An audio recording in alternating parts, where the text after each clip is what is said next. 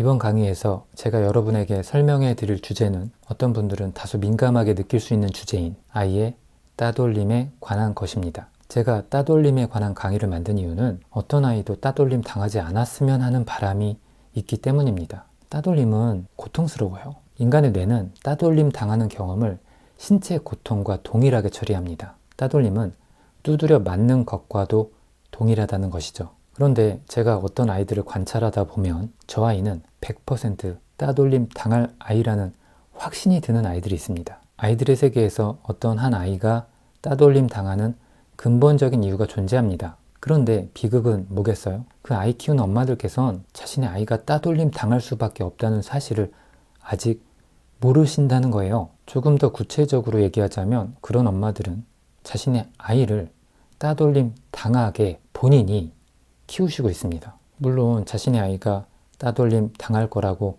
전혀 예상하지 못하셨겠지만, 그리고 아이가 따돌림 당하면 다른 아이들이 못돼서 그렇다고 착각하시기도 하는데, 그러나 어떤 엄마들의 특정 육아 방식은 아이가 기관이나 학교에서 자연스럽게 따돌림 당하게 만듭니다. 아이들의 특정 행동은 부모의 특정 육아 스타일과 깊은 연관이 있다는 것을 확인한 연구가 바로 부모의 육아 스타일에 관한 연구예요. 부모의 어떤 특정 육아 스타일이 아이를 사회적으로 고립되게 만든다는 것이죠. 사실 그런 엄마들을 제가 목격하게 되면 직접 가서 정말 말씀드리고 싶거든요. 그렇게 하시면 어머님의 아이가 결국 따돌림 당하게 되니 그렇게 하시지 말고 이렇게 저렇게 해야 한다고 조언을 정말 드리고 싶어요. 그런데 제가 그 이야기를 하게 되면 그걸 어떻게 받아들이실까요? 아마 기분 나빠하고 화를 많이 내시지 않을까요?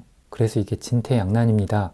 아이는 따돌림 당할 것이 뻔한데 그걸 알려드리지 못하니 결국 아이는 따돌림 당할 거 아니에요. 그 어떤 부모도 자신의 아이가 따돌림 당하는 걸 경험하길 원하지 않으실 거예요. 그렇다면 본인의 육아 방식을 꼭 점검하실 필요가 있습니다. 이번 강의를 통해 왜 어떤 아이들은 자연스럽게 따돌림 당하는지, 따돌림을 유발하는 부모의 육아 방식은 어떤 것인지, 그리고 이 문제를 개선하기 위해 어떤 노력이 필요한지에 대해 차례대로 설명해 드리도록 하겠습니다.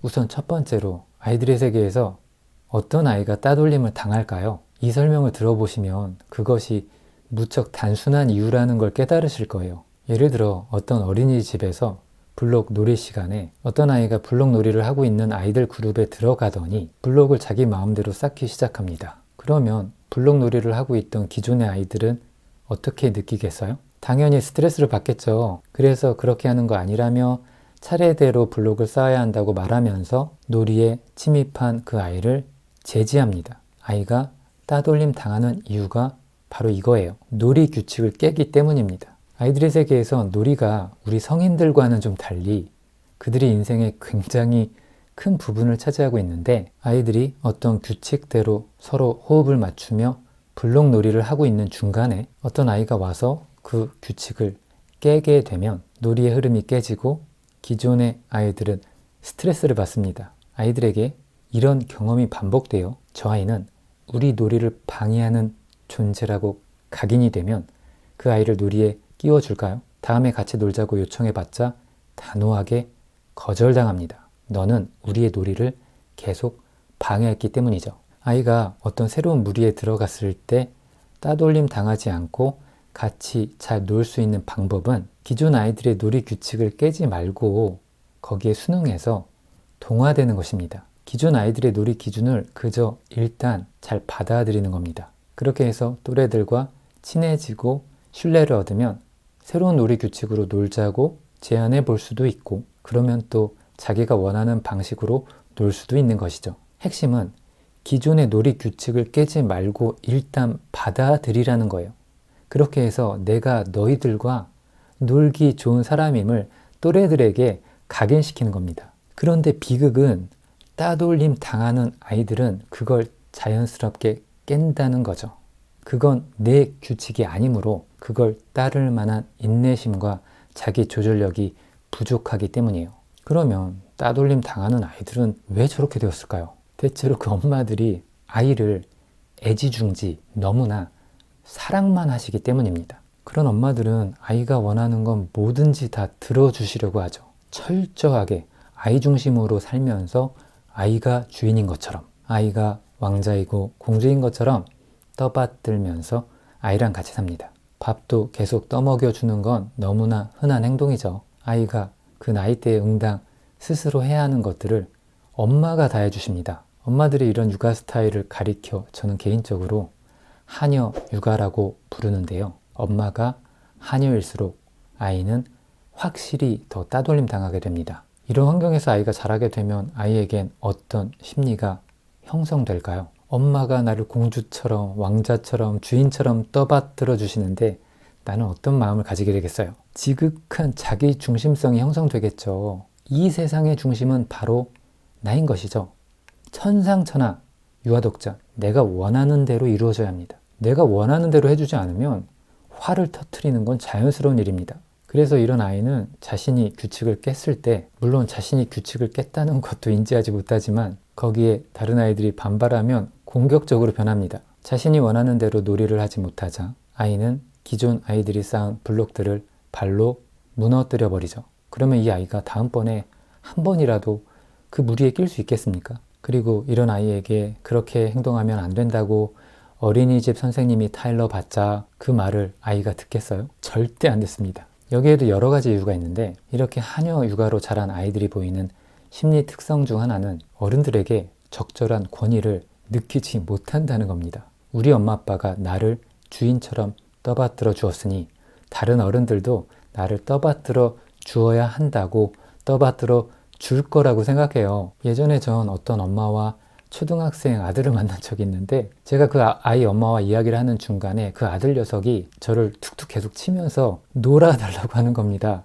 자기 심심하다고요. 그러면서 자기 엄마한테도 심심하다고 계속 보채더라고요. 재미있고 신나는 자극만을 추구하는 그 특유의 동물적인 특성이 있어요. 그리고 그것마저도 엄마한테 해결해 달라고 합니다. 그래서 이 아이들은 사람같이 안 보입니다. 자기가 심심한 건데 그걸 왜 엄마한테 해결해 달라고 하나요? 여러분은 모르는 사람이 내 신체 부위를 건들면 기분이 어떤가요? 기분 나쁘겠죠. 그런데 이런 아이들은 다른 사람의 신체 부위를 건드는 행동도 아무렇지 않게 해요. 다른 사람의 영역을 침범하면 안 되는데 이 아이들은 그냥 침범합니다. 어린이집 급식 시간에 밥을 먹는데 아이가 옆에 있는 선생님의 반찬이 탐이 났어요. 선생님 것을 뺏어 먹으려고 하자 선생님이 제지합니다. 반찬을 먹고 싶으면 선생님에게 더 주세요 라고 말해야 한다고 선생님이 친절히 가르쳐 주시지만 그걸 들을 리가 없죠. 선생님이 몸으로 저지해도 아이는 이것이 마치 놀이인 것처럼 웃으면서 해서는 안 되는 행동을, 그리고 그 모습을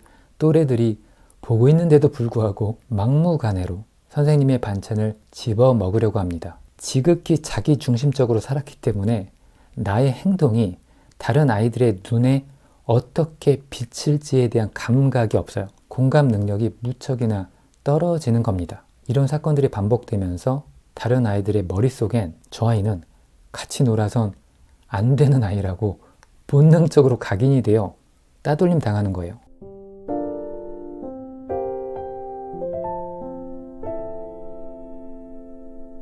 진화 심리학자 로빈 덤바는 아이가 태어나 사교 기술을 획득하는 데만 20년 이상 걸린다고 기술하였습니다. 영장류가 다른 동물들에 비해 아주 긴 아동기를 갖는 주된 이유는 사회화 때문입니다. 그러나 부모의 애지중지 하녀 육아는 아이의 사교 기술 획득 능력을 시작부터 망쳐버립니다. 오랜 기간 동안 갈고 닦아야 하는 것이 사교 기술인데 부모의 맹목적인 사랑이 오히려 아이의 사회성 발달을 망쳐버리는 겁니다. 사교가 어려워서 배우는 데만 해도 그렇게 오랜 기간이 걸리는 이유는 부모 자녀 관계와는 달리 친구 관계는 평등하기 때문이에요. 하녀 육아를 하는 나의 엄마는 나를 끔찍이 아끼면서 모든 희생과 사랑을 퍼주십니다. 그런데 내 또래들은 결코 그렇지 않거든요. 똑같이 평등하게 시작하는 거예요. 그들은 나의 엄마처럼 희생과 사랑을 나에게 퍼주지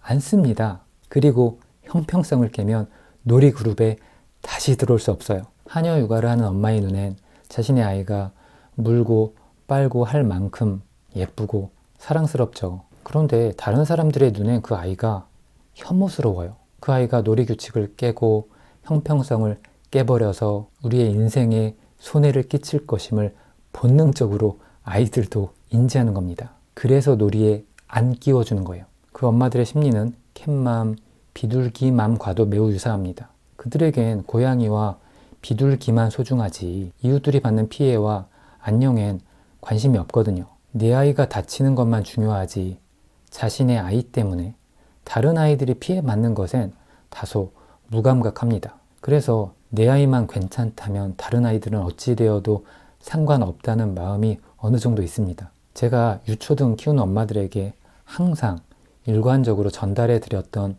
육아 목표는 아이가 누가 보더라도 보기 좋은 모습이어야 한다는 점이었어요. 그러면 생각해 보셔야 합니다.